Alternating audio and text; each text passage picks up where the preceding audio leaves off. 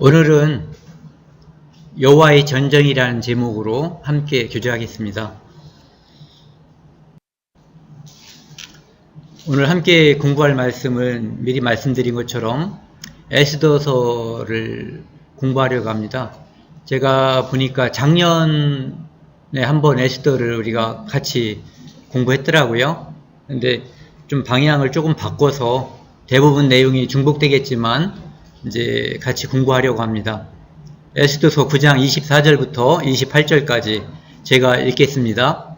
곧 아각 사람 함무다다의 아들 모든 유대인의 대적 하만이 유대인 진멸하기를 꾀하고 부르 곧 제비를 뽑아 그들을 죽이고 멸하려 하였으나 에스더가 왕 앞에 나아감으로 말미암아 왕이 조서를 내려 하만이 유대인을 꾀하려던 악한 꾀를 그의 머리에 돌려보내어 하만과 그의 열의 아들을 나무에 달게 하였으므로 무리가 부르의 이름을 따라 이 날을 부림이라 하고 유다인이 이 글의 모든 말과 이 일에 보고당한 것으로 말미암아 뜻을 정하고 자기들과 자손과 자기들과 화합한 자들이 해마다 그 기록하고 정해놓은 때 이 두 날을 이어서 지켜 패하지 아니하기로 작정하고 각 지방, 각 읍, 각 집에서 대대로 이 두 날을 기념하여 지키되 이 부림일을 유다인 중에서 패하지 않게 하고 그들의 후손이 계속해서 기념하게 하였더라. 여기 보면 에스더 9장 말씀은 이제 부림절, 부림일이라고 하는 이 날의 유래에 대해서 이 날이 어떤 날인지에 대해서 이제 말씀하고 있거든요.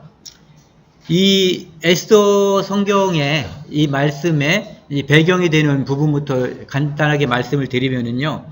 이것은 유대인들이 하나님께 계속 이제 죄를 지음으로 말미암아 북쪽 이스라엘은 BC 722년에 아수르에게 멸망했어요. 그리고 남쪽에 있는 유다도 계속해서 이제 하나님께 죄를 지음으로 말미암아 BC 605년에 이제 느부갓네살의 침입을 받았거든요. 그러고 나서도 하나님의 경고를 계속해서 무시했기 때문에 BC 586년에 이제 완전히 망하게 된 거죠. 그래서 그때 느부갓네살 왕이 1차 침입했을 때 BC 605년부터 시작해서 잡혀간 사람들이 이제 포로가 돼서 바벨론으로 잡혀갔던 거예요. 그리고 BC 586년 이제 남쪽 유다가 완전히 망했을 때 더 많은 귀족들과 그의 자제들이 이제 잡혀가게 된 거죠. 그래서 잡혀간 그 나라 사람들이 이제 바벨론이 페르시아에게 망하게 됨으로써 그냥 거기서 얹혀서 살게 된 거예요. 그러니까 바벨론의 포로로 잡혀가서 이제 페르시아의 주민으로 살게 된 거죠. 그 페르시아의 주민으로 살게 되어 있었는데 특별히 이 에스더가 쓰여진 시점은 페르시아의 아하수에로 왕, 이제 우리가 역사책에 나와 있는 것으로는 크세스라고 하는 왕 때거든요. 이 왕이 제위 기간이 BC 485년부터 BC 464년까지예요. 그러니까 지금부터 한 2500년 전에 있었던 그런 이야기죠. 특별히 이제 우리가 이 제위 기간은 아하스로 왕의 제위 기간은 그렇게 되고 이 에스더라고 하는 이것이 기록된 그 배경이 된 그 기간은 아하스로 왕이 이제 제위 3년부터 시작해가지고 그러니까 3년이니까 BC 483년부터 BC 464년 아니 74년까지요. 약 10년까지에 있었던 일이 요 에스더서의 배경이에요.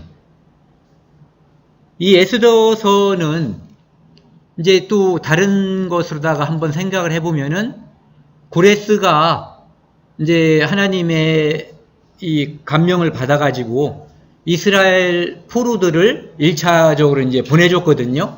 그것이 이제 포로로 온 지 이제 70년 만에 이제 보내주게 된 거죠. 그래서 그렇게 포로가 된 지 70년 만에 보내줄 것이다라고 이제 이미 예언이 되어 있었고 그 예언대로 1차 포로들이 BC 537년에 이제 돌아가고 나서 이 사건이 그 중간에 2차 포로들이 귀환하는 사건 중간에 이 에스더서에 있었던 사건이 있었던 거예요. 그래서 이 에스더서에 있는 사건을 잘 생각을 해보면은 하나님께서 이스라엘 민족을 자기 땅 예루살렘 즉 팔레스타인으로 돌려보내려고 했는데 1차 포로가 돌아갈 때에 많은 사람들이 돌아갈 수가 있었음에도 불구하고 그냥 그 땅에서 눌러 살고 그 땅으로 다 온 지가 70년이 되다 보니까 1대, 2대, 3대 어떤 사람은 4대까지 갔을지도 몰라요. 그런 사람들이 그 땅에서 터를 받고 이제 자기 땅처럼 살게 된 거예요.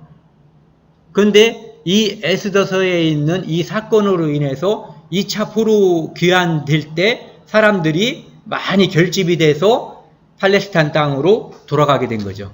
그래서 제가 생각하는 이 에스더서의 기록은 하나님께서 이 사건을 연출했고 하나님께서 이 사건을 통해서 하나님의 백성들이 팔레스타인으로 돌아가게끔 의도했다. 저는 이렇게 보는 거예요.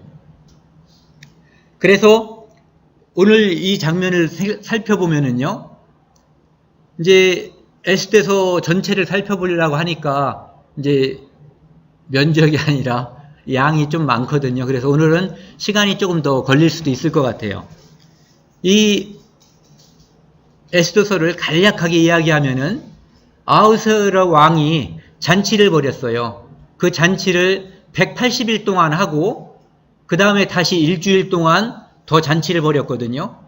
술이 이제 이만큼 올라서 왕이 자기의 왕후 와스디를 이제 불렀어요. 부른 이유는 와스디가 워낙 아름다워서 여기에 있는 사람들에게 자랑하고 싶었던 거예요. 그래서 이제 내시를 시켜서 와스디를 불렀는데 와스디가 당시에 뭐 대단한 페미니스트였는지 아니면 역시 와스디도 역시 그 당시에 다른 여자들을 데리고 잔치를 벌이고 있어요. 술을 또 역시 많이 먹어가지고 간이 벗었는지 모르지만 어쨌든 이 와스디는 왕이 부르는 그것을 응하지 않았어요. 왕이 체면이 말이 아니게 된 거죠. 그래서 이거 어떻게 해야지 되냐 물어보니까 신하들이 폐위시켜라. 그리고 다른 이제 처녀들을 쭉 불러 모아가지고 그 중에 한 명을 왕으로 뽑으면 된다. 이렇게 간한 거예요. 그래서 그 말을 듣고 나니까 그럴듯해요. 그래서 와스디를 폐하고 이제 전국에 있는 처녀들을 불러 모았던 거죠. 원래 왕후를 모을 때는 귀족의 딸들, 특히 그 중에서도 7 귀족의 딸들을 주로 이제 왕으로 모집하는 그런 습성이 있었대요. 습관이, 관습이 있었는데 이때는 하나님께서 개입을 하신 것 같아요. 어쨌든 평상시 같으면 왕후의 자격이 전혀 없는 그 에스더라고 하는 포로 출신 처녀가 이제 왕후가 되게 되는 거죠. 그래서 2장에 보면은 이제 한 사람이 등장하는데 그 사람은 모르드게예요. 모르드게는 이제 예루살렘에서 살다가 여기로 포로되어 잡혀온 사람의 후손이고 두 사람 모르드게와 에스더 이 사람은 둘 사이 관계는 사촌동생이에요. 오빠, 여동생 이렇게 되어 있는 거죠. 그래서 에스더의 부모님이 다 돌아가셨기 때문에 이 모르드게가 딸처럼 오빠인데 나이 차이가 좀 있었는지 또 딸처럼 양육했다고 되어 있거든요. 그런데 이 오빠인 모르드게가 자기 여동생인 사촌 여동생인 에스더에게 네가 유대인이라는 것을 숨긴 상태로 그 왕후를 뽑는 거기에 한번 이렇게 나가봐라 이렇게 권한 거예요. 그래서 나가게 됐고 거기서 왕후가 된 거예요. 왕후가 됐는데 3장에 보면은 어떤 장면이 나오냐면은 그 모르드게와 에스더가 2장에 나왔다면은 3장에는 하만이라는 사람이 등장하는데 이 하만은 아각 사람의 후손이라고 되어 있어요. 근데 이 아각 사람이라고 하는 것은 이 유대인과 원수가 되는 그런 민족인 거예요. 특별히 모르드게는 유대인 중에서도 베냐민 지파라고 되어 있어요.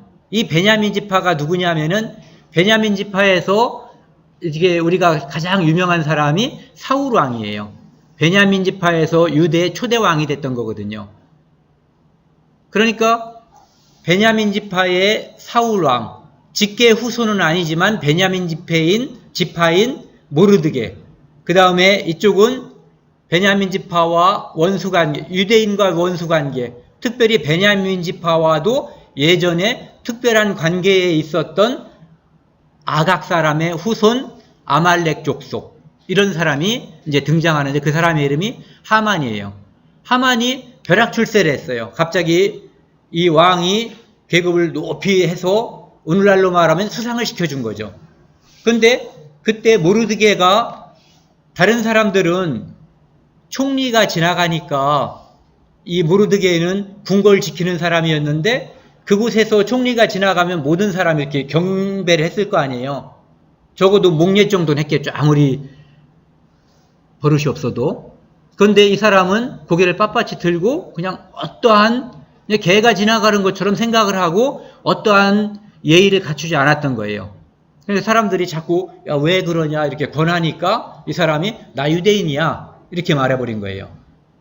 그런데 그 얘기를 듣고 이게 어떻게 되려나 하고 그 이야기, 즉 이 사람이 유대인 출신이라고 하는 이야기를 하만에게 이야기했더니 이 하만이라는 사람이 그래? 그러면은 요놈만 죽여서는 안 되겠고 이 민족 전체를 다 죽여야겠구나 생각을 한 거예요.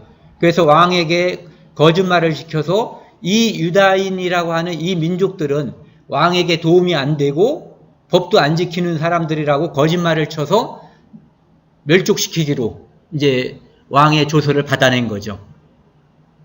그 왕의 조서를 받아낸 그것을 알고 모르드게가 알고 이제 베옷을 입고 계속해서 이제 우는 생활을 하는 거예요. 그러니까 그 소식이 왕후가 된 에스더에게 전달된 거예요. 그래서 왕후인 에스더가 왜 그래? 옷 좀 벗어. 베옷을 입고 있으니까 누가 죽은 것도 아닌데요. 그러니까 이제 지금 큰일 났다. 모르드게가 하만이 우리 유대인 민족을 다 멸절하기로 왕에게 말했고 왕이 그것을 오케이 사인을 냈다. 그래서 모든 그 아하수에로 왕이 다스리는 모든 지경, 즉 이쪽에 인도에서부터 이디오피아, 어디 이디오피아를 뭐라 그러죠? 거기까지 구스로 돼 있죠. 예. 거기까지 127도의 이 공문을 다 보낸 거예요. 그래서 유대인들을 어느 날 이제 다 멸절하기로. 그 이야기를 들으면서 네가 왕에게 나아가서 그것을 그 조서를 철회시키기를 이제 왕에게 진상을 해라 이렇게 얘기한 거죠. 그러니까 에스더가 나는 지금 왕을 본 지 30일이 됐고 왕이 오라고 하지 않았는데 왕 앞에 나타나면은 누구든 막론하고 죽는다. 그러니까 내가 나갈 수가 없다 이렇게 이야기를 하죠. 그러니까 모르드게가 다시 네가 궁중에 있다고 너만 산다고 생각하지 말아라. 만약에 네가 말하지 않고 잠잠하면 우리 민족은 다른 곳을 통해서 즉 그는 하나님께서 그 민족을 구원해 줄 거라는 건 확신을 갖고 있어요. 그래서 다른 데로부터라고 하는 것은 하나님이 우리 민족을 구원해 주겠지만 너는 죽을 거다 이렇게 이야기를 하죠. 그러면서 반드시 네가 왕후가 된 게 바로 오늘 우리 민족을 구원하기 위해서인지 어떻게 하느냐 그렇게 말은 했지만 실제로는 바로 이날을 위해서 하나님께서 너를 왕후 시켜줬다라고 확신을 가지고 말을 하는 거죠. 그러니까 이제 에스더가 그 말까지 듣고 죽으면 죽으리라 하면서 이제 왕 앞에 나아가는 거예요. 대신 모르드게에게 이야기하죠. 모든 유대인들을 모아놓고 3일 밤낮으로 금식하고 하나님께 기도하라는 거죠. 그러면은 나도 내 시녀들까지 데리고 다 기도한 다음에 왕에게 나아가겠다. 그래서 왕에게 이제 나아갔어요. 나아가니까 이제 죽든지 살든지 둘 중에 하나인 거예요. 쫙 나타나니까 왕이 보기에 너무너무 아름다운 거예요. 그래서 이제 그물을 내밀었죠.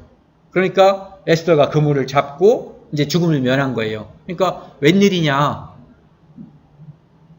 왕에게 죽음을 각오하고 나타났으면 뭐 간절한 사연이 있을 거 아니에요. 그러니까 그 사연을 얘기해보라. 나라의 절반이라도 주겠다 이렇게 얘기했어요. 그러니까 이제 에스더가 왕이 나를 좋게 보면은 내가 잔치를 마련했으니까 왕과 하만과 함께 와달라. 그래서 그날 하만과 함께 잔치에 갔어요. 그러니까 왕이 이제 거기서 잔치 중에 또 이야기를 했죠. 말해봐라. 네 소원이 뭔지. 나라의 절반이라도. 그러니까 소원은 내일 다시 하만과 함께 이 자리에 오는 거다. 이렇게 이야기를 해요. 그날 저녁에 하만이 기분이 무척 좋았어요. 왜냐하면은 왕후가 딱 두 사람 초청했는데 왕과 자기인 거예요. 그날 갔으니까 기분이 좋아서 퇴근하려고 나가는데 궁궐 밖에 나가다 보니까 모르드게가 또 이렇게 하고 있는 거예요. 모르드게가 어떠한 예의를 갖추지 않고 쳐다보고 있으니까 기분이 확 나빠졌죠. 그래서 집에 돌아갔더니 모르드게가 유대인이면은 걔만 죽이지 말고 아주 그냥 멸절해라. 그러면서 집에서 이제 건의한 게 뭐냐면은 이미 유대인들은 멸절하기로 했는데 모르드게를 나무를 50규빗, 예, 그럼 한 25m 크게 따져서 25m 정도 되는 나무를 해서 여기다 달아서, 그러니까 십자가 처형처럼 여기다 달아놔서 죽이라는 거죠. 그래서 이제 나무를 달아놓고 심어놓고 이제 왕에게 제가를 받으려고. 모르드게가 별거 아니지만 그래도 보니까 궁궐을 지키는 군사든지 어쨌든 공무원이에요. 그러니까 왕의 허락 없이 함부로 죽일 수는 없는가 봐요. 총리라고 해도. 그래서 왕에게 가서 허락을 맡으려고 그러는데 그날 왕이 잠이 안 와가지고 궁중 역대 일기를 읽다 보니까 옛날에 누군가가 왕을 죽이려고 했었던 두 사람이 있었는데 그 사람들이 왕을 죽이려고 했다라고 이제 고발한 그런 사람이 있는 거예요. 왕의 생명을 구한 사람이죠. 그런데 그 사람이 바로 모르드게예요. 그래서 밖에 누가 있냐 그랬더니 그때 하만이 딱 들어온 거예요. 하만이 들어온 목적은 모르드게를 달기를 허락을 받으려고. 그 다음에 왕이 이 모르드게를 누구 없느냐 하고 하만을 부른 이유는 모르드게에게 상을 주려고. 그래서 모르드게의 건을 이야기하면서 이 모르드게를 말하기 전에 이런 왕을 존귀케 한 사람을 존귀케 하기 위해서는 어떻게 했으면 좋겠냐 그랬더니 하만이 마음속에 이게 나겠지. 왕이 존귀케 할 사람은 나밖에 누구리요. 이런 생각을 가지고 이제 접근한 거예요. 그러니까 왕께서 쓰는 모자, 뭐죠? 이거 왕관, 그 다음 왕이 타는 말, 왕의 옷을 입혀가지고 왕이 생각하는 존귀한 사람으로 하여금 그 사람을 모시고 가서 왕을 존귀케 한 사람은 이렇게 존귀케 할 거다라고 이렇게 말하게 하라고 하는 거예요. 그러니까 왕이 네가 한 말 그대로 해라 이렇게 말을 하는 거죠. 그러니까 왕의 말을 빠뜨릴 수 없는 거예요. 자기가 한 말을 그대로. 그래서 모르드게를 왕복을 입히고 왕이 타는 말에 태워서 왕관을 씌우고 모르드게가 말을 잡고 밖으로 나가서 사람들이 보는 데서 이제 모르드게는 위에 타고 얘는 마부가 돼가지고 그거 산 거예요. 집에 와서 생각하니까 막 끓죠. 그래서 이제 그 아내 세레스에게 얘기하니까 그 아내가 모르드게한테 그가 유대인이면 당신이 이미 모욕을 당하기 시작했고 우리는 그를 이길 수가 없을 거다라고 이야기해요. 그렇게 이야기하는 중간에 왕의 내시가 이제 하만을 다시 부르러 온 거예요. 오늘 잔치에 참여하라고. 그래서 잔치에 이제 왕과 하만이 함께 참석을 한 거죠. 그때 왕이 아하수에르 왕이 에스더에게 물은 거예요. 이제 말해봐라. 오늘 말해준다고 했으니까. 그랬더니 왕한테 이야기하는 거죠. 만약에 내가 노비로 팔린다면은 왕에게 하소연하지 않았을 거다. 그런데 나와 내 민족을 완전히 다 죽이기로 한 사람이 있다. 그러니까 제발 나 좀 살려달라고, 나와 우리 민족을 살려달라고 이야기를 하죠. 그러니까 아하수에르 왕이 자기가 가장 사랑하는 왕인데 감히 왕후를 죽이기로 한 놈이 있으니까 그 사람을, 그런 마음을 심중에 마음속에 품은 자가 누구냐 이렇게 말을 하죠. 그러니까 그는 바로 이 악한 하만. 그러니까 왕이 화가 나고 그 자리를 딱 떠나버린 거예요. 그러니까 이제 화가 치밀어 올랐구나. 나를 벌 주려고 결심했구나라는 걸 알죠. 그러니까 왕비한테 제발 나를 살려달라고 이제 옷자락을 잡고 비는 그런 상황이었어요. 그때 왕이 이제 좀 기분을 추스리고 다시 그 연회장으로 돌아오는데 보니까 그 자세가 별로 좋은 모습이 아닌 거야. 그래서 왕이 네가 내 앞에서 왕후를 강간까지 하려고 하느냐. 그러니까 그것은 죽이기로 결심한 거죠. 그 말이 끝나자마자 이제 부하들이 얼굴을 딱 쏴버려요. 그 얼굴을 싼다는 것은 사형수를 죽이기 직전에 이제 사형수에게 얼굴을 가리는 그러한 장면이래요. 그러니까 그 밑에 부하가 아주 똑똑한 놈이 있어요. 하만이 모르드게를 달려고 나무를 심었다고 딱 알려주는 거예요. 그러니까 왕의 마음을 정확하게 꿰뚫은 거죠, 지금. 그러니까 달아라. 그래서 하만이 딱 죽은 거예요. 그런데 문제는 하만이 죽은 것으로 끝나는 것이 아니라 하만이 왕에게 요청을 해서 왕의 도장이 찍힌 공문, 이것이 모든 나라에 퍼져갔잖아요. 그래서 12월 13일이 되면 유대인들을 다 죽이고 재산을 탈취하게끔 되어 있는 거예요. 그러니까 에스더가 다시 왕에게 나아가서 우리 민족을 살려달라고 이야기하는 거죠. 그러니까 왕이 한번 도장을 찍어서 보낸 공문은 취소할 수가 없다. 그러면 그냥 죽으란 말이냐? 그게 아니라 그 공문을 무효로 할 수 있는 방법이 한 가지가 있는 거예요. 뭐냐면은 그 공문을 대신해서 왕의 도장을 찍어서 공문을 보내서 그 공문의 역할을 할 수 없게끔 만드는 거죠. 지난번 공문은 1차 공문에서는 아말렉이라든지 어쨌든 이 하만의 편에 속해 있는 사람이 유대인들을 진멸하고 재산을 탈취하게 하는 공문이에요. 그런데 두 번째 보내는 공문에는 유대인들이 자기들을 죽이려고 패거리로 모여있는 그 사람들을 죽이고 재산을 탈취할 수 있게끔 한 공문을 다시 보낸 거예요. 그래서 이 성경에 보면은 아달월 13일, 즉 이제 12월 13일 마지막 달이에요. 그때 유대인들이 자기를 해치우려고 했었던 그 사람들을 다 죽였어요.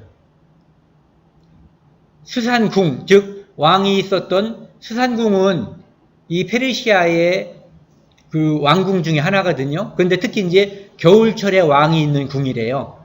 그 수산궁에서도 500명을 죽였고, 그 다음에 다른 수산궁이 아닌 다른 곳에서는 7만 5천 명의 이제 그 아말렉 족속들을 갖다가 죽여버린 거예요. 에스더가 그 다음날 다시 또 간청을 하죠. 하만의 아들들을 그날 죽였는데 하만의 아들들을 이제 다 못을 박아서 나무에 걸게 하고 또 오늘 이제 다시 남아있는 그 아말렉의 잔당들을 죽여달라고 그래서 300명을 또 죽이게 되는 거예요. 그래서 여기에 있는 것처럼 그 자기들의 죽음이 지나가고 오히려 자기들을 죽이려고 했었던 그 사람들이 죽게 된 거예요. 그래서 그날을 기념해서 부림이라고 했거든요. 이 부림이라고 하는 것은 푸르라고 하는 단어가 있대요. 이제 한문으로다가 쓰다 보니까 부르라고 쓴 건데 영어 성경에는 푸르인데 이 푸르가 제비뽑기, 또뽑기 이런 뜻이에요. 무슨 얘기냐면은 유대인들을 하만이 언제 죽이면 좋을지 점쟁이들한테 알아본 거예요. 그래서 길이를 선택한 거예요. 즉 떡볶이에서 날짜를 선택한 거거든요. 그날이 바로 아달월 12월 13일이에요. 그런데 그날 자기 종족이 다 죽게 된 거죠. 그러니까 이제 전반적으로 이런 사연을 가지고 있는 게 이제 에스더서거든요.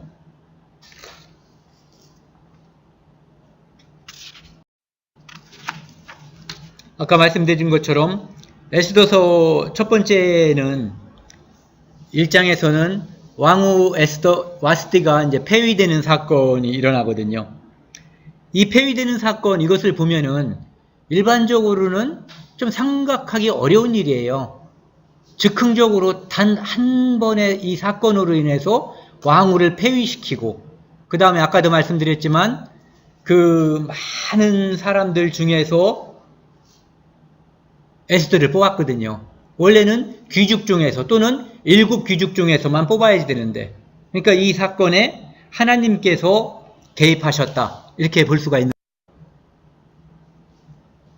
2장에는 모르드게가 등장해요. 그 다음에 에스더가 왕후가 되고 아하스로 왕을 암살하려고 했었던 이 암살 음모를 모르드게 신고하고 하지만 그 당시에 어떠한 상도 받지 않고 지나가는 거죠. 에스더 2장 5절에 보면은요, 이제 모르드게라고 하는 사람이 등장하는데 이 모르드게는 바로 베냐민 출신이라는 거죠. 유대인이면서 또한 베냐민 출신이에요. 사울왕과 같은, 그러니까 사울왕과 같은 자손이었던 거죠. 그 다음에 3장에는 하만이 등장하는데 이 하만을 특별히 아각 사람이라고 이야기하고 있어요. 아각 사람 하면 기억나는 게 있죠. 사울왕이 하나님께서는 진멸하라고 했는데 죽이지 않고 잡아온 사람, 아말렉 왕, 그 사람이 바로 아각이거든요. 근데 그때 보면은 아각과 그 후손들을 다 죽였을 것 같은데 그때 용케 살아남은 사람이 있었던 거예요. 그래서 그 아각 왕의 후손 중에 함무다다가 있고 함무다다의 아들 중에 이제 하만이 있는 거죠. 근데 이 하만은 하나님께서 이 사건을 위해서 갑자기 벼락출세를 시켜주신 것 같아요. 왜 이 사람이 벼락출세라고 볼 수가 있냐면은 왕이 잔치를 베풀 때 맨 앞에 앉는 7명이 있거든요. 그 7명 중에 이 아각 사람 하만은 없어요. 넘버 7의 7명 중에 속하지 않는 사람이 갑자기 총리가 된 거예요. 그리고 그 후에 이 총리가 이상한 일을 일으켜서 이제 그것이 역전됨으로써 유대인들이 살고 아말렉이 진멸되는 그런 일이 벌어지게 된 거죠. 3장에 보면은요, 읽겠습니다. 그 후에 아하스로 왕이 아각 사람 함무다다의 아들 하만의 주위를 높이 올려 함께 있는 모든 대신 위에 두니 대문 위에 있는 대궐 문에 있는 왕의 모든 신하들이 다 왕의 명령대로 하만에게 꿇어 절하되 모르드게는 꿇지도 아니하고 절하지도 아니하니 대궐 문에 있는 왕의 신하들이 모르드게에 이르되 너는 어찌하여 왕의 명령을 거역하느냐 하고 당연히 총리인데 그 사람에게 예의를 갖추지 않는다는 것은 일반적으로 있을 수 없는 거예요. 그런데 이 사람이 미쳐서 그런 게 아니에요. 고의적으로 의도를 가지고 이 모르드게는 그에게 욕을 부리는 거거든요. 그러니까 시비를 고의적으로 거는 거예요.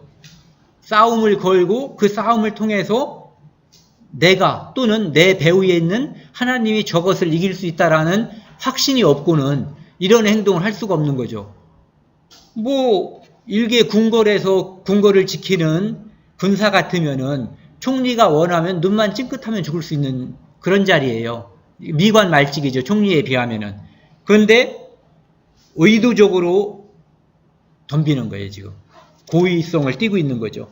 그것은 자기가 모르드게가 어떤 족속인지 잘 모르지만, 하만은 모르지만 하만이 어떤 족속인지는 모르드게는 알고 있는 거예요. 저놈은 아말렉이다. 아말렉은 하나님이 쳐 죽이라고 약속을 했고 하나님과 대적자다, 원수다라고 알고 있는 거예요.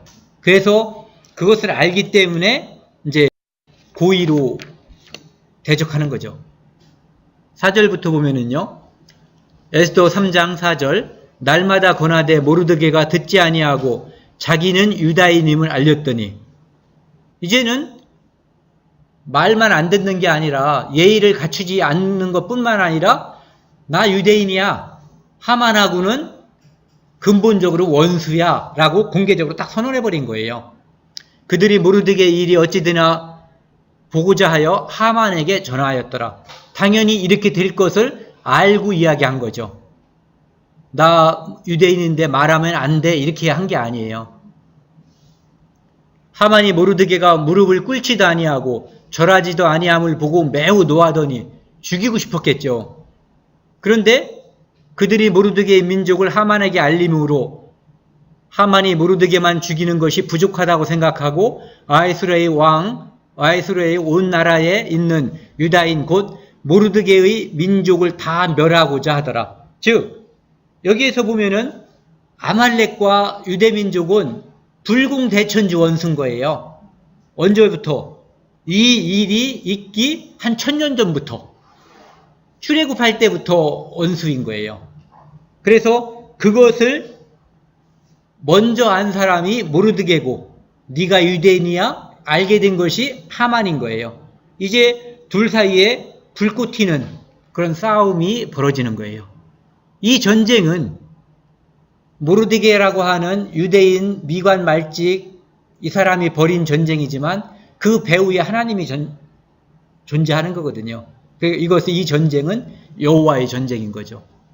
여호와의 전쟁은 하나님 말씀에 순종하면 우리가 늘 봐왔듯이 하나님께 속한 자, 하나님 편에 속한 자의 승리로 끝나는 거예요. 이를테면 여리고성의 전투를 생각하면 쉽죠. 이 전쟁에 하나님께서 곧 개입하실 거다라고 하는 확신이 있기 때문에 이 모르드게는 이 전쟁을 시작을 한 거예요. 즉 거꾸로 말하면 하나님께서 모르드게라고 하는 기계가 강건한 사람, 또는 뒤를 계산하지 않고 옳고 그름만 따지는 사람, 이런 사람을 통해서 하나님께서 지금 활개를 치고 있는 대적자 아말렉을 쓸어버리기 위해서 하나님께서 지금 일을 시작하시는 거예요. 에스더 3장 7절에요. 아하수에로의 왕 제12년 첫째 달 곧 니산월에 무리가 하만 앞에서 날과 달과 달에 대하여 부르고 제비를 뽑아 10주째 달 골 아다로를 얻은지라. 이게 바로 좀 전에 모르드게만 죽이는 것 가지고는 성이 안 차는 거예요. 유대인을 멸절하기로 마음을 먹었는데 그 날을 바로 이 날로 잡은 거예요. 지금이 1월달인데 12월달, 1월 13일인데 12월 13일, 즉 11개월 후에 유대인들을 멸절시키기로 날짜를 딱 점쟁이들한테 받은 거예요. 택이란 거죠. 그래서 부르라고 하는 거예요. 날짜를 이제 제비 뽑았다. 그날을, 그래서 그것에 뭐 복수형이라고 그러는데 그것이 바로 부림. 이날은 1월 달인데 그 다음 달 또는 그 달 바로 다 쓸어버리지 않고 이 11개월이라고 하는 기간을 둔 것을 한번 생각을 해보면요. 이 사람은 자신감이 있었어요. 내가 총리니까 뭐 시간을 둔다고 해서, 그리고 자기보다 더 높은 사람이 유대인 중에 없는 거예요. 그리고 낱낱이 조사를 해서 유대인들을 다 쓸어버리려면은 빠져나가는 사람이 없이 신고를 잘 받아서 낱낱이 조사를 해야지 되는 거죠. 그래서 시간이 필요한 거예요. 왜? 엄청나게 큰 나라잖아요. 조그만 100명 중에서 10명 추리는 작업이 아니라 인도에서부터 아까 뭐 어디야 애굽까지? 애굽이 아니라 에티오피아까지, 구스까지 이렇게 127도라고 하는 큰 면적, 큰 나라의 유대인들을 다 골라내야지 되는 거거든요. 그래서 많은 시간이 필요한 거예요. 하지만 그 많은 시간이 필요한 그 일이 역시 이 일을 그릇되게 하는 다시 다른 사건을 벌어질 수 있는 또 사연이 되는 거죠. 3장 12절에 보면은요. 첫째 달 13일에 이게 이제 BC 474년이에요. 첫째 달 니산월이고 그 일이 벌어지는 건 아달월 12월이에요.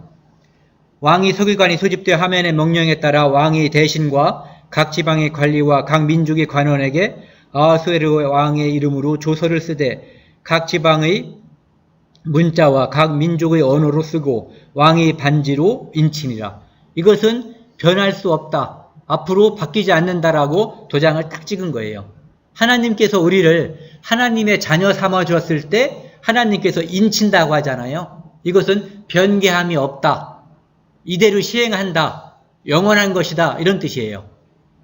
13절에 이에 그 조서를 역줄에게 맡겨 왕이 각 지방에 보내니 열줄된 달 곧 아달월 13일 하루 동안에 모든 유다인을 젊은이, 늙은이, 어린이, 여인들을 막론하고 죽이고 도륙하고 진멸하고 또 그 재산을 탈취하라 하였고, 그래서 이 모든 것을 이제 공문으로다가 딱 보낸 거예요. 근데 잘 생각을 해보면은 우리가 이제 법 용어 중에 비례의 원칙이라는 게 있거든요. 비례의 원칙. 예를 들어서 누가 나를 짜대기를 한 대를 딱 때렸으면은 한 2대 때리는 것까지는 이해를 하지만 이거 한 대를 때렸다고 다리를 다 부러뜨린다든지 심지어 죽인다든지 이런 것은 법에서도 인정을 안 하는 거예요. 즉 과잉 대응을 하지 말라는 거거든요. 네가 손해를 받거나 했으면은 거기에 비슷한 만큼의 대응을 하라는 거예요.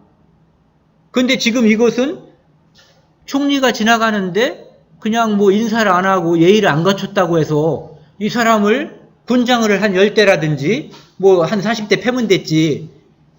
그 사람도 죽이고 그 민족 전체를 다 죽이고 재산을 싹 뺏고 하는 이런 일은 절대 있을 수가 없는 거거든요. 그 일은 바로 마귀가 유대인들을, 즉 하나님의 백성, 하나님의 기업의 백성, 하나님의 뜻을 이루는 이 백성을 진멸하기 위해서, 즉 하나님의 뜻을 이 땅에서 펼칠 수 없게 하기 위해서 마귀가 벌이는 일이라고 보는 것이 합당한 거예요.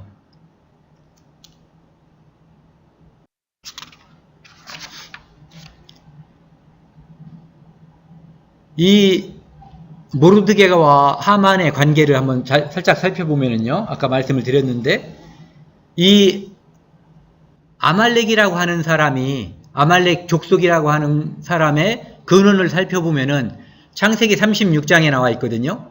에서의 아들. 에서 하면 생각나는 사람 있어요? 야곱이죠. 에서는 하나님의 축복을 경홀히 여긴 사람이에요. 그리고 야곱은 하나님의 축복을 간절히 사모한 사람이에요. 그러니까 그때 그 두 사람 또는 두 민족의 운명은 갈라진 거예요. 한 사람 또는 한 민족은 하나님의 축복을 사모했으므로 받게 됐고, 한 사람 또는 한 민족은 하나님의 축복을 경홀히 여겼기 때문에 하나님의 축복에서 멀어지게 된 거죠. 즉 에서의 아들인 거죠.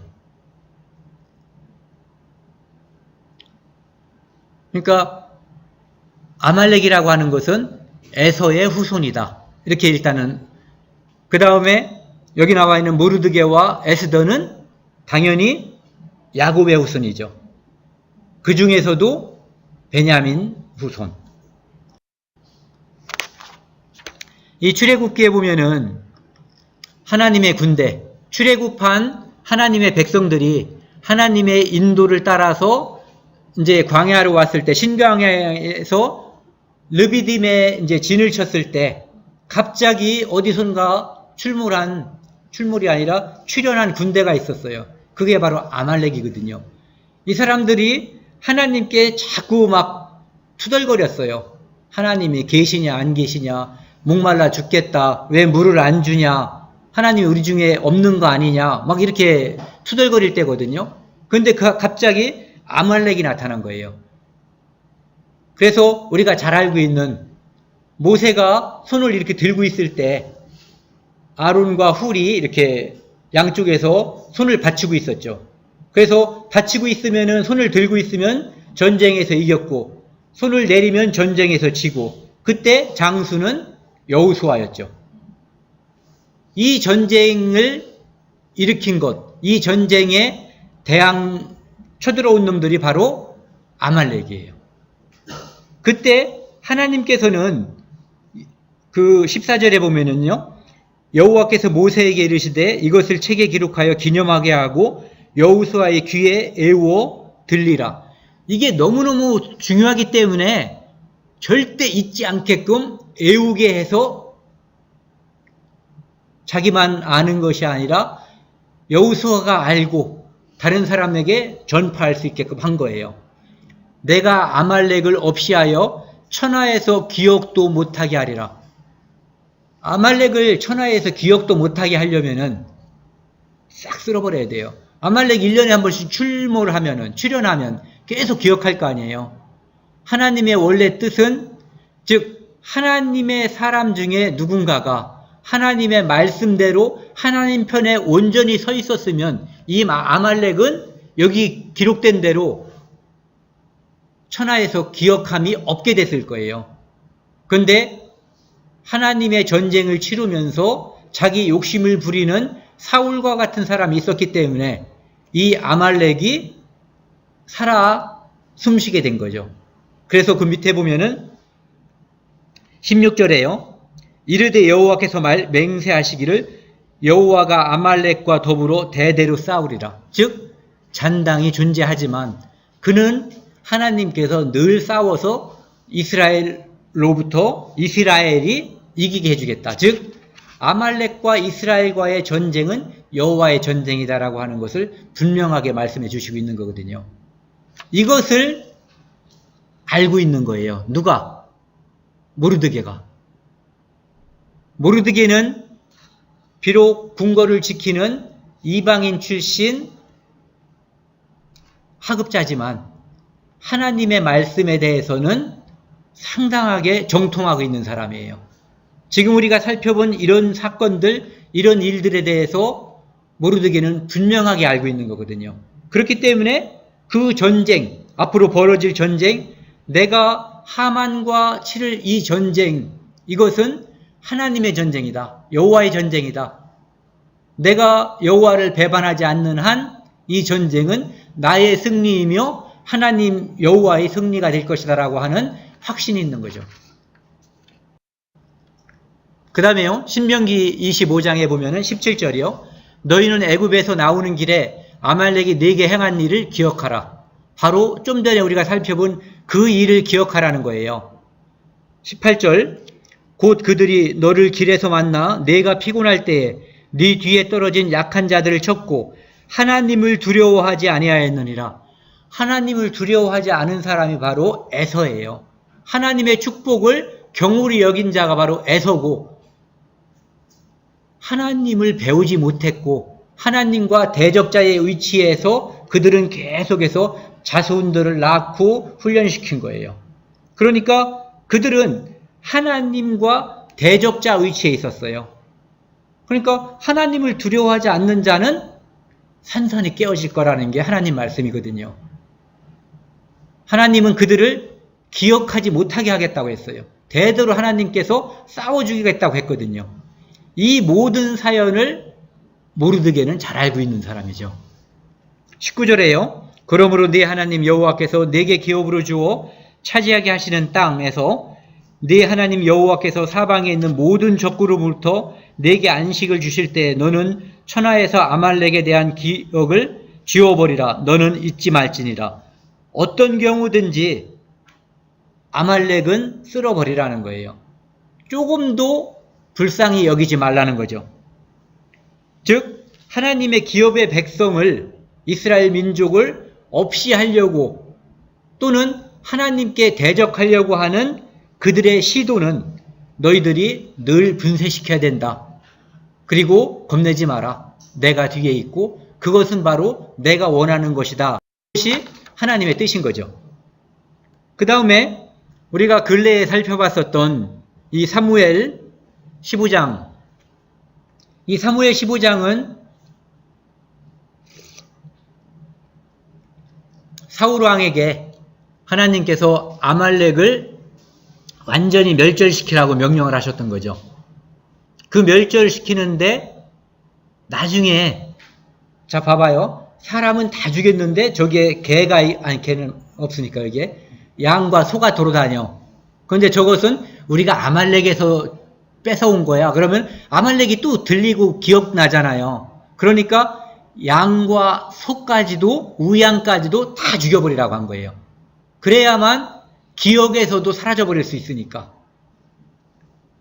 15장 2절입니다. 만군의 여호와께서 이같이 말씀하시기를 아말렉이 이스라엘에게 행한 일 곧 애굽에서 나올 때에 길에서 대적한 일로 내가 그들을 벌하노니. 여호와 하나님께서 이 이야기를 한두 번 하는 게 아닌 거예요. 이스라엘 민족에게. 즉 아말렉이 보일 때마다 애굽에서 나와서 그 사람들이 하나님을 두려워하지 않고 대적했던 그 일을 기억시키면서 그들을 멸절시켜야 된다라고, 기억에서 없애버려야 된다라고 계속해서 하나님께서 강조하시는 거죠.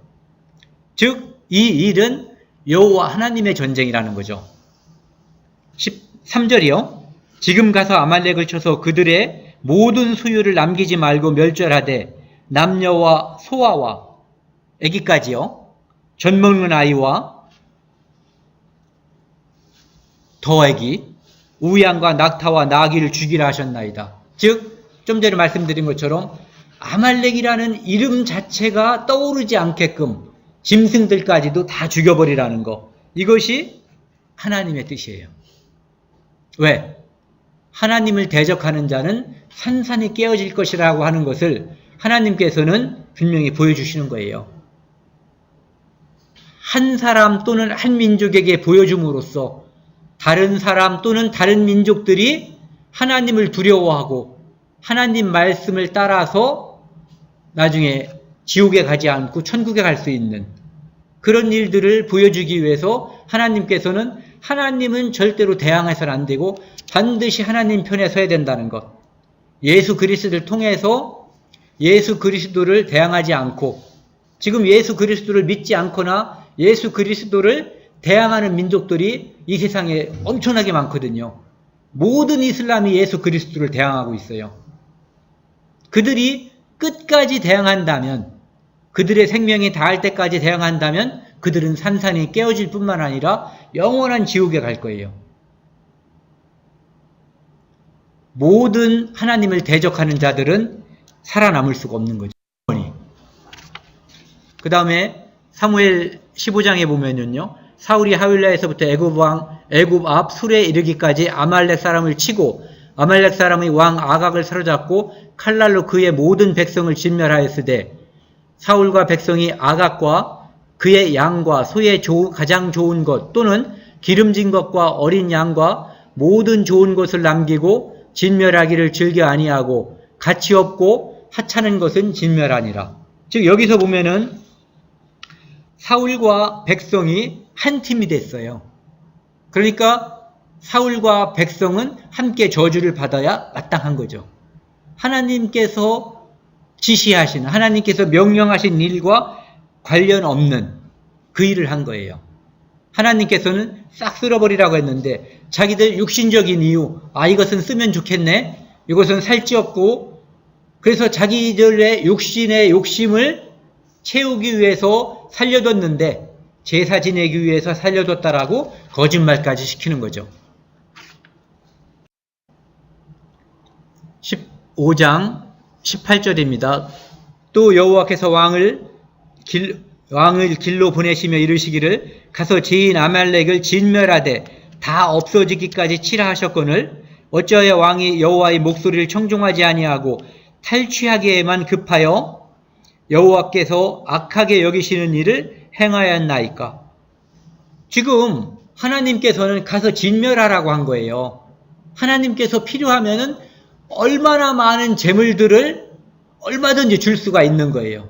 그런데 이 전쟁은 탈취하라고 보낸 전쟁이 아니거든요. 하나님께서는 다른 이민족과 이스라엘이 전쟁할 때에 전쟁에서 이기면은 노비를 다 탈취해서 그 양과 소와 낙타 이런 것을 다 그들이 사용하게 하거든요. 그리고 살아있는 사람들도 데려다가 노비를 쓰게 해줘요. 그런데 이 전쟁만큼은 탈취하는 전쟁이 아니라 전멸시키는 전쟁이거든요. 그런데 그들의 욕심이 하나님의 말씀을 가로막아버린 거예요. 하나님의 대적자가 돼버린 거예요.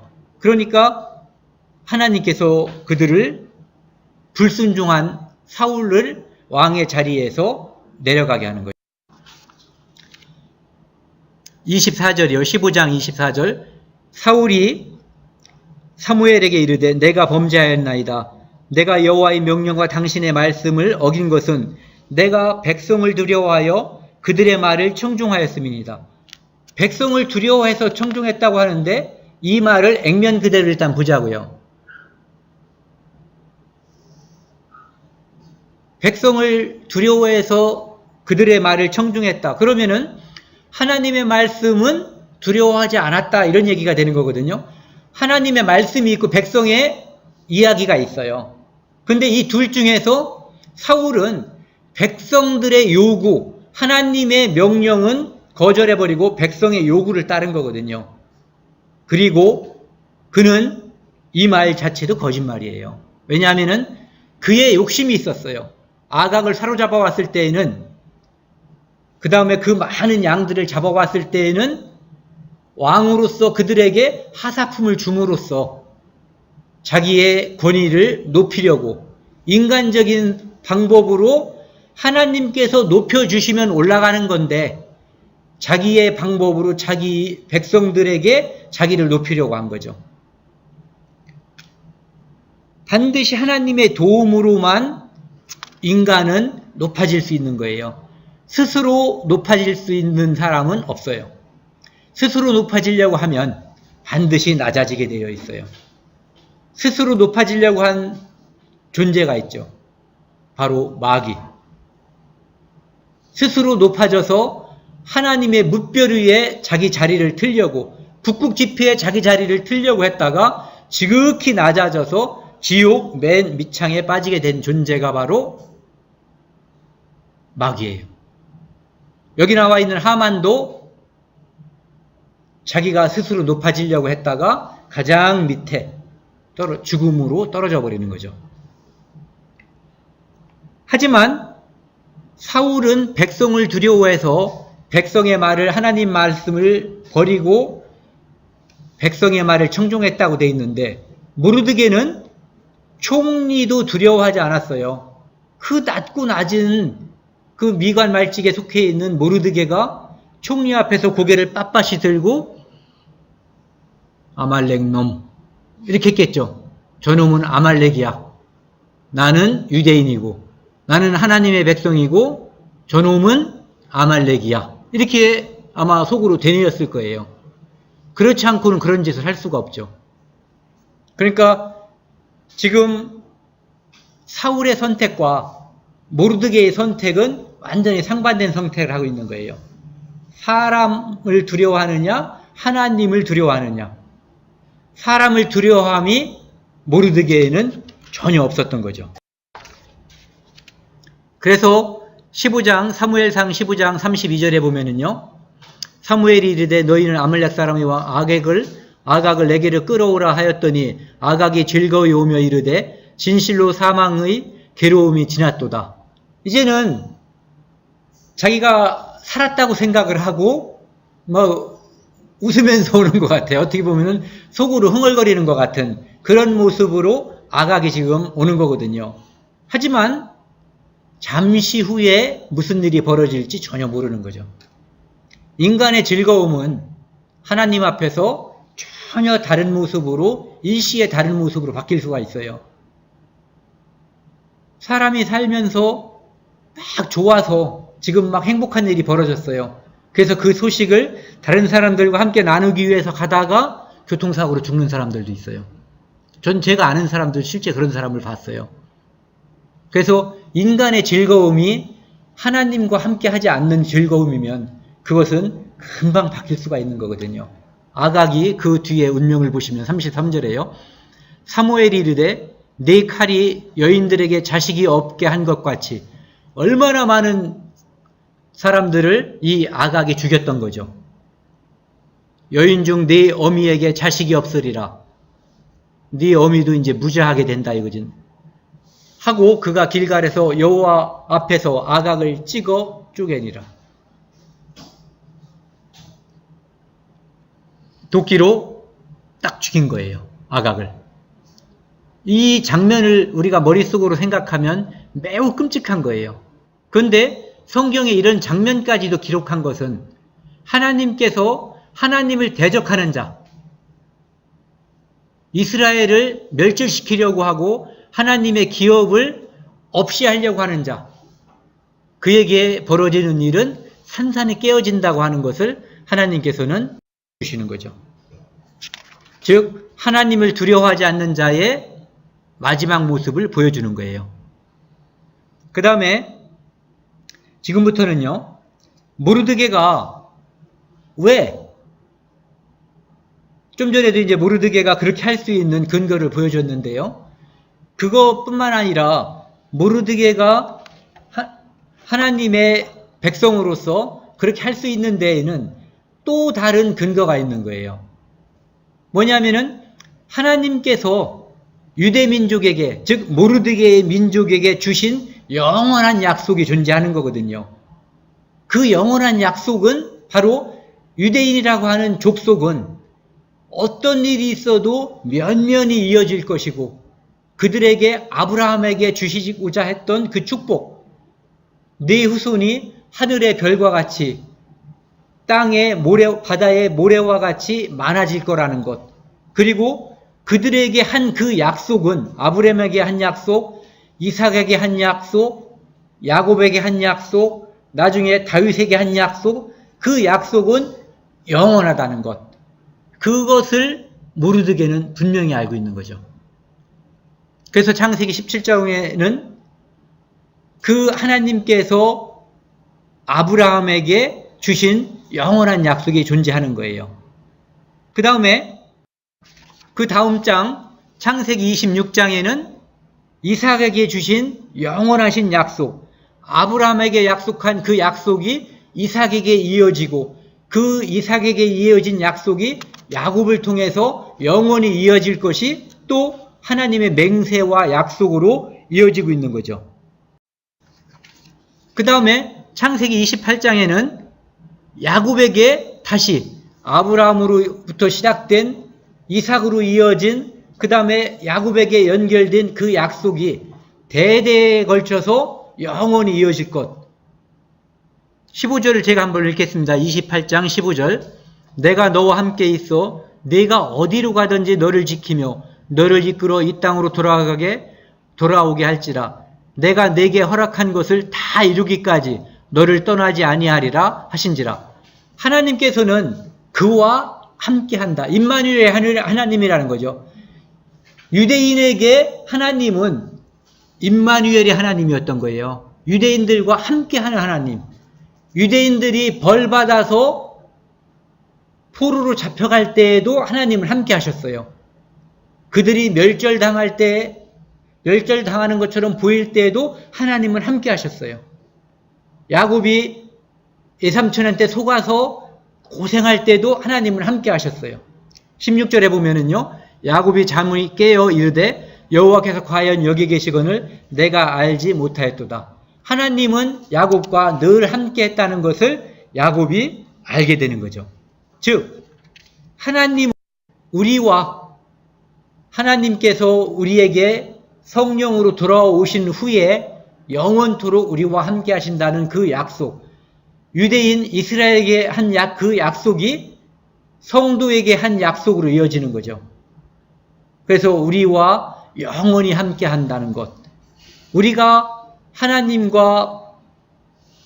뜻과 어긋나서 잘못된 길로 갈 때에도 하나님은 내 안에서 나를 지속적으로 깨우고 나를 지속적으로 사랑하고 있다는 것, 즉 영원히 함께 한다는 약속을 우리가 믿는 것처럼 모르드게는 하나님께서 유대인과 영원히 함께하고 아브라함에게 주신 그 약속이 영원히 이어질 거라고 하는 것, 유대인은 절대로 멸절하지 않을 거라고 하는 그 하나님의 약속을 분명하게 믿은 사람이었던 거예요.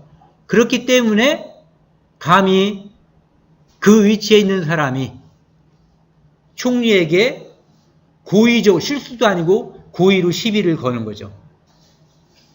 그 다음에 잠깐만요. 여기까지 하고 조금만 쉬었다 했으면 좋겠어요. 에스더 4장에 보면은 이제 모르드게가 에스더에게 유다인의 구명으로 해서 왕에게 나설 것을 요구하거든요. 에스더 4장 7절에 모르드게가 자기가 당한 모든 일과 하만이 유다인을 멸하려고 왕의 금구에 바치기로 하는 은의 정확한 액수를 하닥에게 말하고 또 유다인을 진멸하고 수산궁에서 내린 조서 초본을 하닥에게 주어 에스더에게 보여 알게 하고 또 그에게 부탁하여 왕에게 나아가서 그 앞에서 자기 민족을 위하여 간절히 구하라 하니, 모르드게는 에스더에게 이제 우리 민족의 진멸될 것을 이제 막아달라고, 하나님을 믿지만 하나님께서 이렇게 일할 수 있는 그 구체적인 사람으로서 에스더, 즉 자기의 사촌 동생이며 왕후인 에스더를 이용하려고 하는 거죠. 그 에스더 뒤에는 왕이 있잖아요. 그러니까 이제 그것을 통해서 하나님께서 일하시기를 바라는 거죠. 그것이 하나님께서 가장 효과적으로 쉽게 일할 수 있는 방법이니까요. 그래서 민족을 위해서 구하라, 간절히 구하라 이렇게 이야기하죠. 근데 이제 에스더도 형편이 있는 거죠. 4장 11절에 보시면요, 왕의 신하들과 왕의 각 지방 백성이 다 알거니와 남녀를 물은하고 부름을 받지 아니하고 안뜰에 들어가서 왕에게 나가면 오직 죽이는 법이요. 왕이 허락하지 않았는데 확 들어오는 것은 암살범일 거 아니에요. 그러니까 죽이는 거예요. 왕이 그 자리에게 금규를 내밀어야 살 것이라. 이제 내가 부름을 입어 왕에게 나가지 못한 지 30일이라 하라 하니라. 이걸 보면은 우리가 죄인인 우리는 하나님께 나아갈 수가 없어요. 그런데 하나님께서 우리를 받아들일 수 있는 완충장치, 안전장치를 마련해 놓은 것이 바로 예수 그리스도죠. 마치 여기 나와 있는 금홀처럼 예수 그리스도를 하나님께서 우리에게 내밀었는데 우리가 거기에 접속을 하면 되는 거예요. 감사합니다 하고 그 은혜는 일방적으로 주시는 거거든요. 은혜는 탈취하는 게 아니에요. 그래서 우리가 예수 그리스도의 하나님께서 원한 그 구원의 섭리에 나아가면 우리는 하나님께 갈 수가 있는 거죠. 그런데 하나님께서 내밀지도 않았는데 그냥 덥석 되들어버리면 그게 뭐냐면은 자기의 의로 하나님께 나아가려고 율법을 지켜서 착한 일을 해서 뭔가를 하려고 계단을 쌓는다든지 탑을 쌓는 그 일은 하나님 앞에 예수 그리스도 없이 하나님의 왕의 궁궐에 난입하는 그런 것과 마찬가지죠. 그는 죽게 되는 거예요. 그래서 부름을 받고 나아가야만 되는 거거든요. 그래서 하나님께서 우리를 초청하신 그 초청에 응하여야지만 우리가 갈 수가 있는 거죠. 그 초청과 관계없이 너희들이 한번 율법을 지켜서 해봐라라고 한 그 율법, 그것을 통해서 가려고 노력하는 사람들은 결코 나아갈 수가 없는 거죠. 4장 13절에 보면은요. 모르드게가 그를 시켜 에스더에게 화답하되 너는 궁중에 있으니 모든 유대인 중에 홀로 목숨을 건지리라 생각지 말라. 에스더가 이렇게 생각하지 않는다는 거는 모르드게도 아는 거예요. 하지만 너가 반드시 움직여야지 된다라고 압박하기 위해서 이제 이런 말을 하는 거죠. 14절이요. 이때 네가 만일 잠잠하여 말이 없으면 유다인은 다른 데로 말미암아 노임과 구원을 얻으려니와. 대단한 믿음이죠. 네가 하건 안 하건 우리는 안 죽어. 하지만 너는 해야 돼. 너와 네 아버지 집은 멸망하리라. 네가 왕위의 자리를 얻은 것이 이때를 위함이 아닌지 누가 알겠느냐 하니. 누가 알겠느냐? 물어보는 게 아니에요. 바로 이때를 위해서 네가 왕 된 거야. 그래서 모르드게는 뭔가 하나님으로부터 메시지가 왔는지 네 민족을 말하지 말라고 이야기했죠. 그래서 왕후가 됐어요. 왕후가 된 후에도 이제 왕에게 저 유대인이에요 이런 말 하지 말라고 한 거예요. 그래서 양육을 받을 때처럼 에스더가 모르드게에게 순종했다고 되어 있는 거죠. 그래서 어쨌든 모르드게는 그 민족이 구원을 받을 것을 확신하고 있는 거예요. 하지만 그 매개체가 무엇이 될 것인가? 모르드게는 에스더가 그 매개체가 되기를 원하는 것뿐이죠. 우리도 누군가가 멸절되는 그런 일이 우리 앞에 늘 남아있는 거거든요. 우리가 아니어도 내 가족이나 내 주변에 있는 누군가가 하나님의 복음, 예수 그리스도를 통한 복음을 접할 수 있을지도 몰라요. 그 하나님의 뜻이니까요. 하지만 그 매개체가 내가 되기를 우리는 구해야지 되는 거죠. 그를 살리는데 내가 매개체가 되기를 바라야지 되는 거예요. 에스더가 이제 대답을 했어요. 16절에 당신은 가서 수산에 있는 유다인을 다 모으고 나를 위하여 금식하되 밤낮 3일을 먹지도 말고 마시지도 마소서. 나도 나의 시녀와 더불어 이렇게 금식한 후에 규례를 어기고 왕에게 나아가리니 죽으면 죽으리이다. 죽으면 죽으리이다 하고 이제 나아가겠다라고 확정한 거죠. 이 죽으면 죽으리다라고 나가는 거 하나님께 왕에게 함부로 대든다고 하는 것은 정말 죽음을 각오하지 않고는 나아갈 수가 없는 거거든요. 어제도 왕한테 갔다 와서 왕하고 요즘 친밀한 사이가 아닌 거예요. 왕을 본 지가 30일 됐다고 돼 있거든요. 요즘 누구랑 어떤 후궁하고 친한지도 몰라. 그렇기 때문에 내가 쑥 들어갔을 때 너 뭐야? 와스디처럼 내칠지도 모르는 상황인 거예요. 아브라함이 그 천사들이 나타났을 때 자기 조카 롯을 구하기 위해서 그 성에 의인이 50명이 있으면 어떻게 할 거예요? 그러니까 처음에 50명 딱 들이댈 때는 별거 없었어요. 하지만 45인, 40인, 30인, 20인, 10인 이때는 너무너무 황송한 거예요.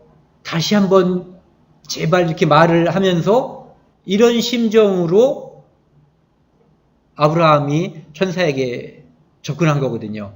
그것처럼 이 에스더가 자기 죽음을 각오하고 지금 나갈 거라고 확정하는 거죠. 대신 이것이 성공하려면 하나님의 도움이 필요하다라고 하는 것은 모르드게도 알고 에스더도 아는 거예요. 그래서 기도가 필요하다. 금식 기도가. 모든 것을 다 멈추고 밥도 먹지 말고 물도 마시지 말고 3일 동안 오직 하나님께서 이 일을 이루어 주실 것을 간절히 기도해야지 된다라고 이야기하는 거죠. 이것은 죽으면 죽으리다라고 하는 이 모습은 마치 하나님의 독생자가 지극히 높으신 그분이 이 땅에 오셔서 지극히 낮아져서 우리를 위해서 십자가에 못 박히고 우리를 대신해서 가장 낮아진 상태로 죽음을 맞이하는 그런 모습을 우리가 이제 상상할 수가 있는 거죠. 이 모습을 전 읽을 때마다 예수 그리스도께서 우리를 위해서 대신 죽어주신 그 장면이 꼭 생각나요. 자기를 낮추시고 죽기까지 복종한 이 모습은 왕후인 에스더가 그 왕후의 자리를 내려놓는 것은 물론이고 죽음까지도 각오한 그 모습. 이유는 누군가를 살리기 위해서.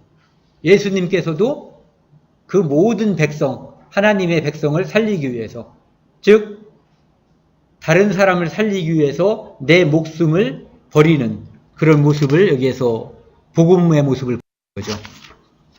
5장에 가면은 에스더가 왕과 하만을 잔치에 초대하죠.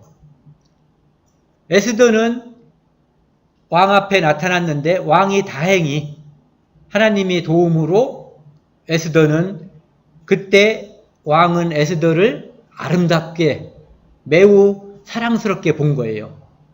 그러니까 그때 이제 이야기하죠. 죽음을 가고 왔는데 놀러 왔을 리는 없잖아요. 그러니까 소원을 말해보라. 말하지 않죠. 그래서 왕과 하만이 이제 잔치에 오라고 이야기하고 그 잔치에 왔을 때 또 한 번 이야기를 하는 거죠. 5장에요. 3절에 보면은 그대의 소원이 무엇이며 요구가 무엇이냐 나라의 절반이라도 그대에게 주겠노라. 전 이 장면을 이렇게 볼 때마다 우리가 이제 이 사람들끼리 살 때도 부인, 남편 이런 상태에서 내가 가진 거 반이라도 줄 테니까 이렇게 서로 이제 사랑스럽고 이뻐 보이는 그런 모습이 돼야지 이런 생각을 하게 되더라고요. 이 왕은 그런 생각을 하게 된 거예요. 정말 이 에스더가 왕에게 매우 사랑스럽게 보였던 것은 하나님의 개입이라고 밖에 볼 수는 없는 거예요. 죽느냐 사느냐 하는 판에 그 왕은 그를 매우 사랑스럽게 봐준 거죠. 그리고 그것을 반증하는 것이 요구가 무엇이냐? 나라의 절반이라도 주겠다. 절반 달라고 했으면 어떻게 했을까요? 그래, 절반 가져. 물론 이렇게 했겠죠. 왕이 일구의원하진 않았을 거예요. 그래서 이제 너는 그 나라의 왕, 나는 이 나라의 왕 이렇게 해서 이제 서로 친하게 지냈겠죠. 그 말해놓고 달라고 했는데 뭐라고 갑자기 그럴 수는 없는 거잖아요. 그러니까 진심으로 했을 거예요. 그 성경에도 이렇게 기록이 돼 있는 걸로 봐서. 그러니까 그들이 간절하게 3일 동안 금식하면서 하나님께 간구했기 때문에 하나님께서는 왕의 마음을 움직여 주셨고 왕은 이제 그들의 편에 속하게 된 거죠. 6장에 보면은 하만이 모르드게를 갖다가 갑자기 팍 이거 잘못 썼네요. 이거 아니다. 맞아요. 뭐냐면 이제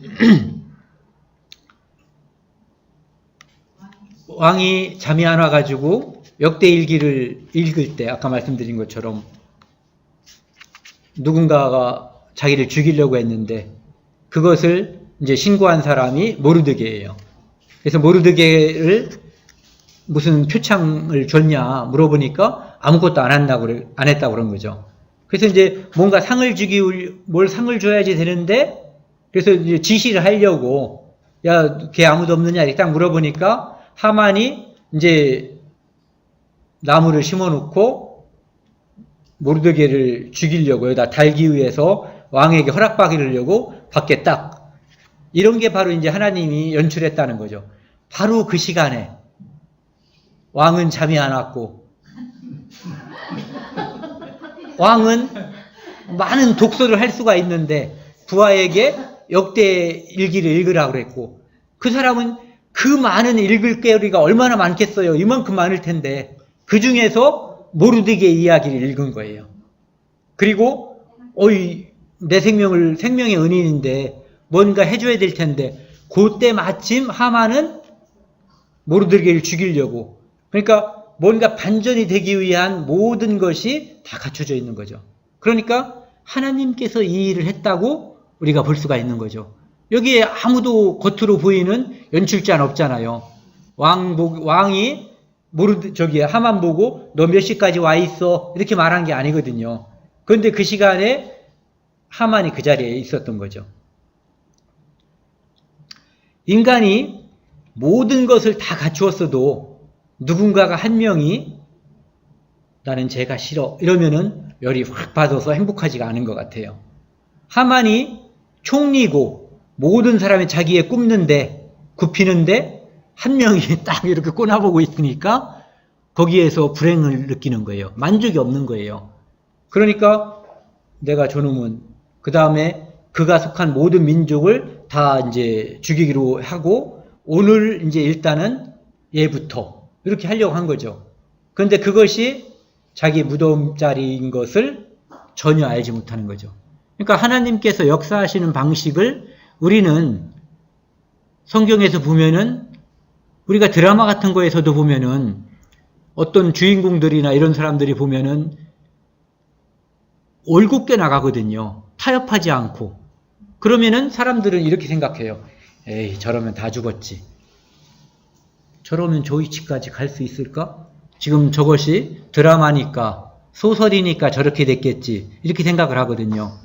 그런데 실제로 실화에 있어서 그렇게 한 사람들이 아무런 문제 없이 그 사건이 반전돼서 전혀 사람들이 생각하지 않았던 결과를 맺는 일이 많이 있거든요. 여기 나와 있는 모르드게의 일도 그렇고 이순신과 같은 어떻게 보면 어리석어 보이는 사람, 그런 그분이 살아온 방식도 이런 방식이에요. 이순신 배후에는 하나님이 없었겠어요?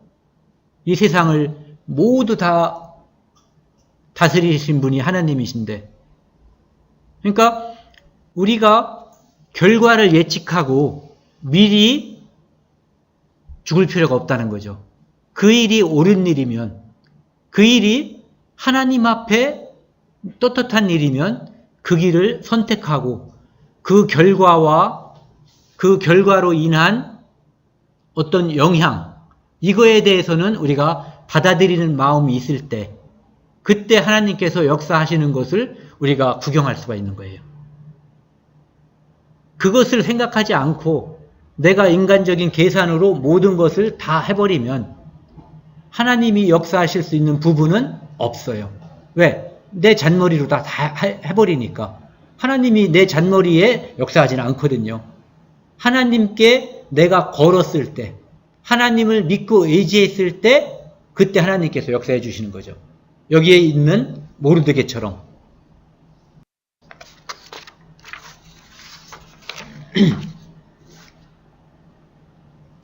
이제 하만은 그때 6장이에요. 6장 6절에 하만이 들어오고는 왕이 묻되 왕이 존귀하게 하기를 원하는 사람에게 어떻게 하여야 하겠느냐. 하만이 심중에 이르되 왕이 존귀하게 하기를 원하시는 자는 나이에 누구리요. 즉 이 하만의 모습은 마치 그 마귀와 같은 모습이에요. 하나님의 자리를 탐했다가 그 자리에서 쫓겨난 루시퍼와 같은 그런 모습이죠. 자기 스스로 자기를 높이고 왕의 자리에 올라가려고, 이렇게 말하는 사람은 아마 없을 거예요. 예를 들어서 왕이 그런 질문을 했으면은 왕의 왕관, 왕의 옷, 왕의 말이면 그게 왕이지. 지금 총리가 왕의 자리를 탐한 그 모습이거든요. 아이스로 왕이 하나님께서 뒤에서 역사했기 때문에 이것이 하만에게 돌아가지 않고 모르드게에게 돌아갔기 때문에 다행이지, 그 모습을 쳐다봤으면 이놈이 지금 내 자리를 탐하나 이렇게 생각했을 수 있는 그런 장면인 거거든요. 실제로 그랬을 가능성도 충분히 있고요. 8절에요. 왕께서 입으시는 왕복과 왕께서 타시는 말과 머리에 쓰시는 왕관을 가져다가, 9절에 그 왕복과 말을 왕의 신하 중 가장 존귀한 자의 손에 맡겨서 왕이 존귀하게 하시기를 원하시는 사람에게 옷을 입히고 말을 태워서 성중 거리로 다니며 그의 앞에서 반포하여 이르기를 왕이 존귀하게 하기를 원하시는 사람에게 이같이 할 것이라 하소서. 이 장면을 보면은 하나님께서 예수 그리스도로 우리에게 옷 입혀주시는 장면이 떠올라요. 저는 예수 그리스도는 하나님의 가장 존귀한 자거든요. 그런데 하나님의 가장 존귀한 자가 우리에게 가장 존귀한 모습을 입혀놓고 존귀하다라고 이야기하는 거거든요. 마치 오르르이 자처럼 하늘에서 우리를 바라볼 때 예수 그리스도 세상지를 지고하는 하나님의 어린 양의 피로 인해서 죄인인 내가 나 아자가 가려지는 모습, 그 모습이 연상되는 그런 장면이죠. 이 복음을 이 에스더서에는 많이 하나님께서 숨겨놓으신 것 같아요. 어쨌든 하나님의 영광을 스스로 가지려고 하는 자는, 하나님의 은혜를 탐하려는 자는 거기에서 떨어지는 것 같아요. 하지만 하나님께서 주시는 그 은혜를 간절히 사모하고 주실 때 받는 자가 그 은혜를 받게 되는 거죠. 하나님께서 가장 존귀하게 여기는 자, 그분이 바로 그리스도인 거죠. 그분이 그의 옷을 입힌 자들, 그들이 바로 우리 성도들인 거죠. 그래서 아하수에로 왕이 결국은 모르드게를 가장 존귀한 자리에, 버금가는 자리, 총리의 자리에 올리게 될 것을 이제 복선으로 보여주는 거죠. 7장에는 에스더가 이제 모르드게를 매달려고 하던 나무에 이제 하만이 달리는 장면, 이것이 나오는 거예요. 이것을 미리 6장 끝에서 보여주고 있죠. 세레스가 당신이 그가 유다인이면은 이미 당신이 굴욕을 당하기 시작했고, 그러면은 이제 우리가 그 앞에 분명히 엎드러질 거다. 모르드게가 역사에서 하나님의 말씀에서 배워서 알고 있듯이 하만과 세레스도 그들의 역사에서 알고 있어요. 누가 최후 승자가 될 것인가. 다만 모르드게는 하나님 편에 섰기 때문에 승자의 입장에서 있는 거고, 그들은 패자의 입장에 있을 것을 알면서도 승자의 입장, 즉 하나님 편으로 가지 않는 거죠. 이 세상에는 하나님이 있다라고, 또는 예수 그리스도에 대해서도 상당히 안다라고 강의하고 이런 사람들도 있어요. 그런데 그가 하나님 편에 서진 않아요. 그들이 나중에 이 세상에서 마지막 날을 이제 자고 나서 저 세상에 간다면 그들은 하나님을 가리키기도 했는데, 역사도 가리키고 했는데 그들은 하나님 편이 아니었던 거예요. 이 세레스와 하만은 그들의 역사에서 뭘 배웠는데 제대로 배우지 못한 거죠. 모르드게는 완전하게 제대로 배웠고요. 그 다음에 7장에 보면은 이제 하만을 이제 달았어요. 그래서 하만은 이제 죽었거든요. 그런 상태에서 모르드게가 다시 이제 왕에게 청구하는 거예요. 내 생명을 내게 주시고 내 요구대로 내 민족을 달라고 요구하죠. 4절에 나와 내 민족이 팔려서 죽임과 도륙함과 멸절함을 당하게 되었나이다. 만일 우리가 노비로 팔렸다면 잠잠하였으리라. 요거 죽기 전 장면이네. 하만 죽기 전. 그러니까 누가 그런 생각을 했냐라고 이제 왕이 물어보고, 그것은 이제 하만이다 하는 거죠. 그래서 모르드게를 달려고 했었던 그 나무에 하만이 딱 달려서 이제 왕의 노가 그쳤다. 이 장면은 그런 생각이 들어요. 저는 뭐냐면은 예수 그리스도를 십자가에 달므로써 하나님께서 죄에 대한 모든 진노, 그것이 그친 거거든요. 그러니까 내용은 조금 다르지만 하나님의 진노, 왕의 진노가 그 죄인을 형벌함으로써 벌에 처함으로써 노가 그치는 그런 모습을 이제 여기서 우리가 볼 수가 있죠. 8장에는 유대인에게 이제 유리한 상황이 전개되는 거예요.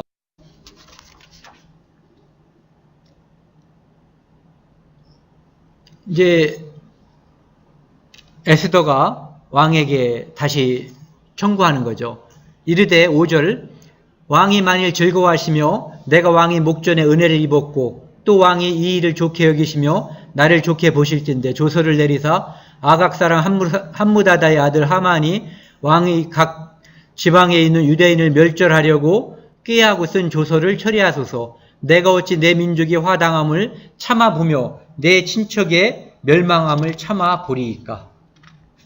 아까도 말씀드린 것처럼 우리가 복음을 전하는 이유, 그런 모습을 우리가 생각을 할 수가 있어요. 그러니까 이제 아하스웨로 왕이 답변을 하는 거죠. 8절에 너희는 왕의 명의로, 즉 내 이름으로 유대인에게 조서를 뜻대로 쓰고 왕의 반지로 인을 칠지어다. 왕의 이름을 쓰고 왕의 반지로 인친 조서는 누구든지 처리할 수 없음이니라 하니라. 여기 보시면은 우리가 이제 하나님께서 인간에게 율법을 줬거든요. 율법은 1.1획도 거기에서 잘못되면은 처벌을 받고 심판을 받는 거예요. 이것이 하나님의 인을 친 여기에 조서와 같은 역할을 하는 거죠. 하지만 그 조서를 통해서 모든 사람들은 멸절되는 거예요. 그런데 두 번째 조서를 하나님께서 우리에게 보내주신 거예요. 예수 그리스도의 복음의 은혜로 인해서 모든 사람들을 살리는 조서를 하나님께서 보내주셨거든요. 그런데 이 두 조서는 각각의 효력이 있어요. 1번 조서, 율법의 조서의 효력을 기대하는 사람은 그냥 그 효력을 기대하는 거예요. 그런데 그것은 나에게 효력이 미칠 수 없다는 것을 알고 율법으로서는 죄를 깨닫는 거다라고 하는 것을 알고 아무리 노력해도 안 된다는 걸 알고 예수 그리스도를 받아들이는 사람에게는 생명의 법이 우리를 지배하게 되는 거죠. 그러니까 첫 번째 법과 두 번째 법이 있는데 신법의 우선의 원칙이에요. 그래서 아하스웨로 왕이 보낸 첫 번째 조서는 유대인들을 죽이게 하는 조서였고 두 번째 보낸 조서는 유대인들을 살리게 하는 조서였어요. 율법은 우리를 심판하게 하는 조서였고 예수 그리스도를 통한 복음은 우리를 살리게 하는 조서였던 거죠. 그래서 이들에게도 하나님의 법을 취소할 수는 없어요. 하지만 어떤 것에 적용을 받는가는 그들이 선택할 수가 있어요. 9절 이제 그 모든 일의 정점으로다가 일이 다다르는 거죠. 아달월 하만이 유대인을 죽이기로 결의하고 공문을 보낸 지 11번째 되는 달, 즉 12월이 됐어요. 그때 13일에 그들이 획책한 것은 유대인을 죽이고 재물을 탈취하는 거였는데 이제는 유대인들이 그들을 죽이는 그런 일들이 구장에서 벌어진 거죠.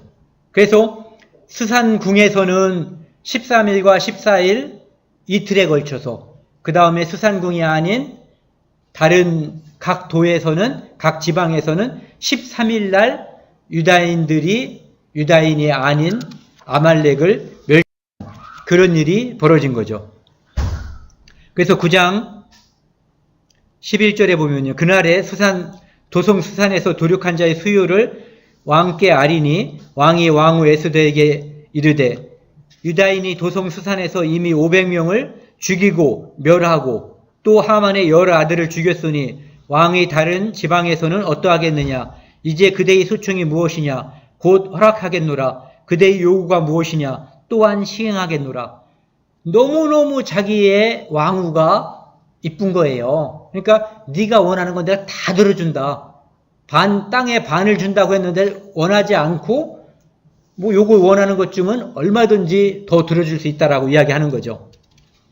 하나님께서 나에게 이렇게 우리가 하는 기도를 하나님께서도 우리가 하나님의 뜻에 하나님의 사랑에 합당한 자면 이런 기도를 하나님께서도 많이 들어주실 거라고 우리가 확신하고 있어요.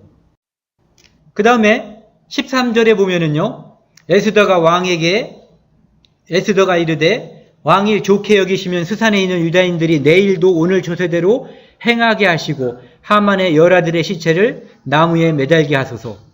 이것도 보면은 원래 조서에는 유다인들이 그들을 즉 아말렉을 다 죽이고 유대인들을 죽이려고 하는 세력을 죽이고 재산을 탈취하게 되어 있거든요. 하라고 되어 있어요. 탈취해도 좋다고. 그런데 그들은 조서대로 탈취하지 않는 게 이 밑에 이제 장면에 나오거든요. 그런데 그 조서에는 13일만 하루만 하게 되어 있는 거예요. 그러니까 다시 에스더가 왕에게 하루 더 이 수산궁에서 하게 해달라는 거죠. 1차적으로 하만의 열아들은 이미 다 죽었는데 죽은 것을 나무에 매달게 하고, 이유는 에스더 왕후에게 유대인에게 대항하는 자들은 앞으로 이렇게 된다. 묻어버리면 그만인데 달아놓는 거예요. 길감으로 삼는 거죠.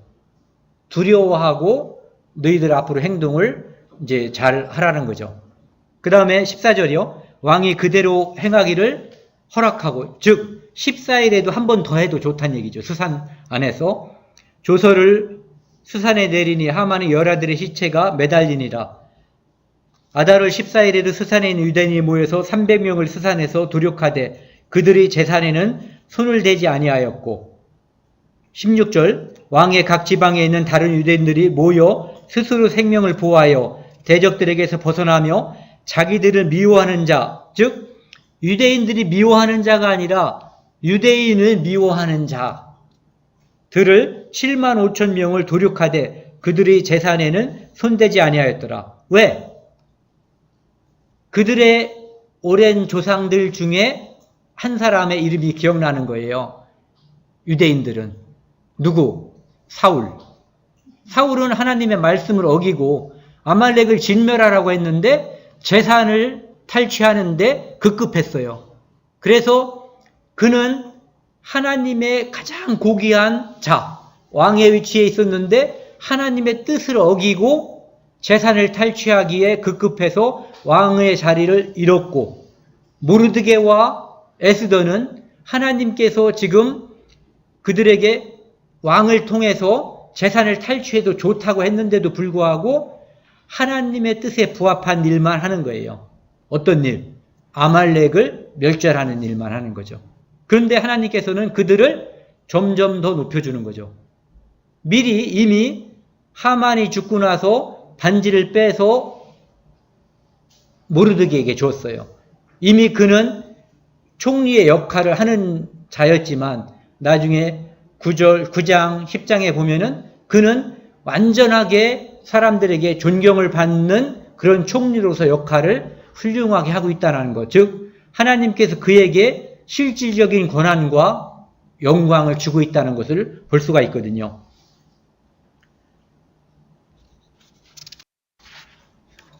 그래서 9장 20절에 보면은요, 모르드게가 이 일을 기록하고 이 모든 에스더서에 있는 사연을 모르드게가 기록했다는 거죠.